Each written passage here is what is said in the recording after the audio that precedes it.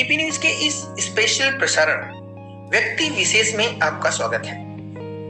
ATP news अपने दर्शकों को समय समय पर ऐसी प्रतिभाओं से आपका परिचय कराता है जो आने वाली पीढ़ी के लिए प्रेरणादायक हो।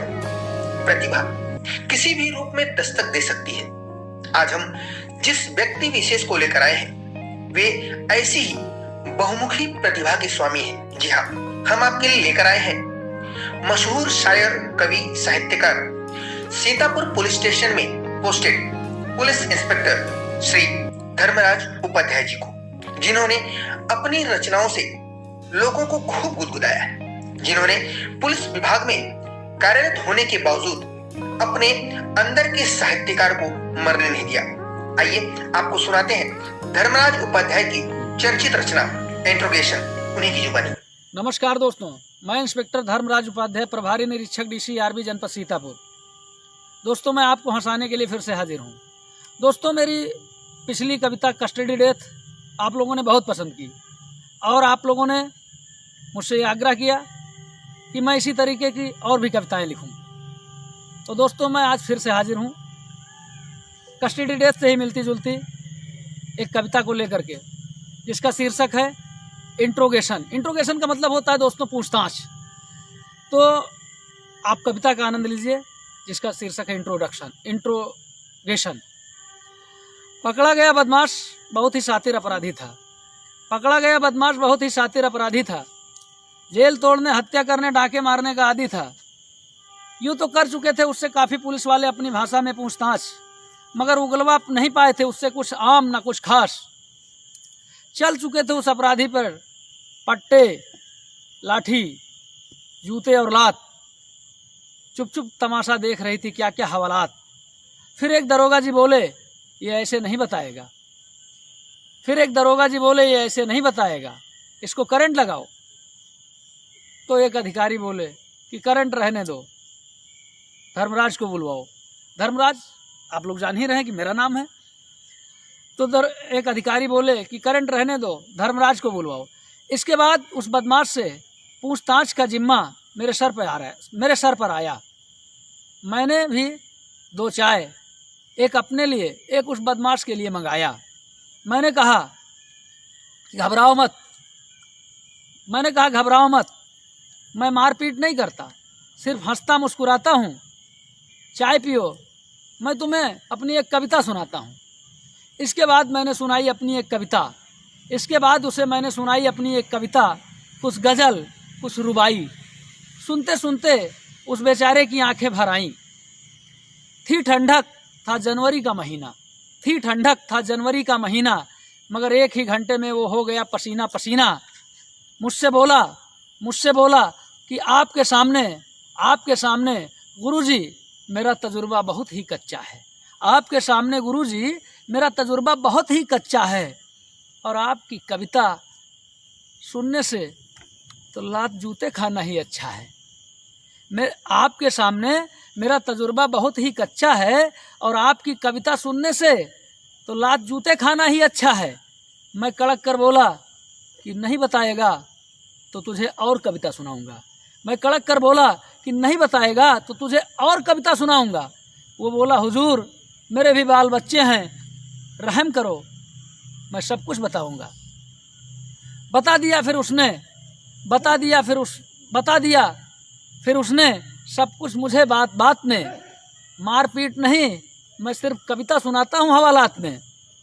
आगे की बात मैं फिर कभी बताऊंगा। तालियां बजाइए, नहीं तो सारी रात ऐसे ही कविता सुनाऊंगा। और दोस्तों, थाने में आप लोगों ने सुना होगा कि जन्माष्टमी मनाई जाती है, लेकिन ऐसा नहीं कि सिर्फ जन्माष्टमी मनाई जाती है, रामलीला भी थाने में मनाई जाती है। तो मित्रों, पिछले दशहरा के सीजन में मैंने थाने में रामलीला मना डाली। तो क्या क्या दुर्घटनाएं हुई, इसका भी आनंद आप लोग लीजिए। कि मैंने अपना पैर खुद कुल्हाड़ी पर चलाया था। थाने पर मैंने रामलीला कराया था। कलाकारों के लिए मैंने भानुमति का कुनबा जोड़ा था, कहीं का ईंट कहीं का रोड़ा था। मेरी धर्म पत्नी कैकेयी तो मैं राजा दशरथ बना था। एक तो राजा दूसरे कोतवाल, इसलिए बेवजह अकड़ा और तना था। रामलीला शुरू हो इससे पहले ही मेरी धर्म पत्नी ने अपना नाटक मचाया। रामलीला शुरू हो उससे पहले ही मेरी धर्म पत्नी ने अपना नाटक मचाया। मेरी 2 और पत्नी बनने आई महिला कलाकारों को बेलन मार मार के भगाया।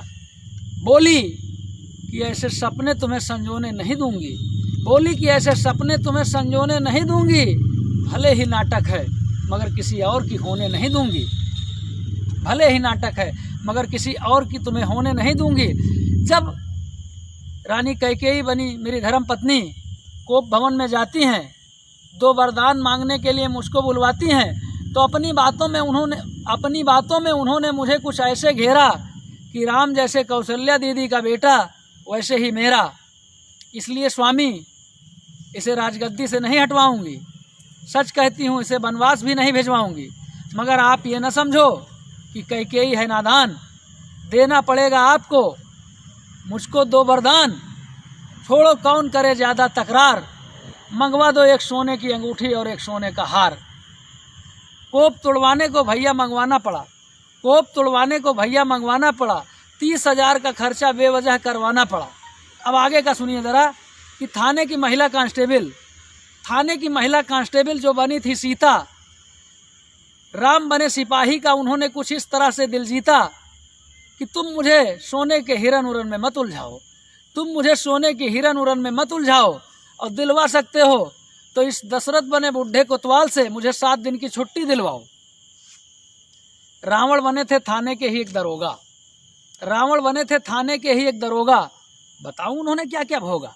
यूं तो हवालाती बंदियों को रोल देना मना था, मगर एक बंदी बाल का बेटा अंगद बना था, और भी बंदी बंदरों के बच्चे बने थे, सबको मैंने रोल दे दिया था हवालात में जितने भी जने थे। जब रावण बने दरोगा जी बाल की कैद में उसके घुड़साल में लाए जाते हैं, जब रावण बने दरोगा जी बाल की कैद में उसकी घुड़साल में लाए जाते हैं, तो बंदरों के बच्चे घोड़ा बनाकर उन पे खूब चाबुक बरसाते हैं। धीरे धीरे मारो, धीरे धीरे मारो, दरोगा जी ने कहा बात बात में, धीरे धीरे मारो, दरोगा जी ने कहा बात बात में। काहे धीरे भाई, काहे धीरे भाई, कल क्या तुमने हम लोगों को धीरे मारा था हवालात में? इस बार की रामलीला में मेरा सब कुछ बंटाधार हो गया, क्योंकि संजीवनी बूटी लेने गया हनुमान बना कैदी, बीच रास्ते से ही फरार हो गया। जय हिंद, जय भारत।